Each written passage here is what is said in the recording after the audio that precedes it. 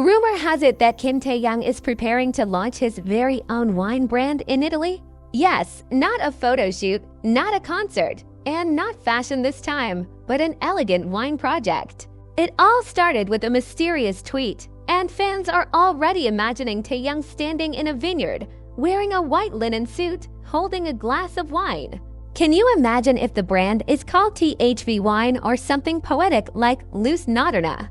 They say he personally chose the grape varieties and worked with wine experts from France and Italy.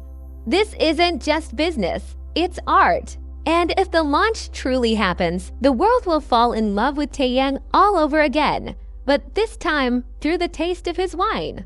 Would you fly to Italy if the launch is public? Let us know in the comments, who would you want to share a glass of versus signature wine with?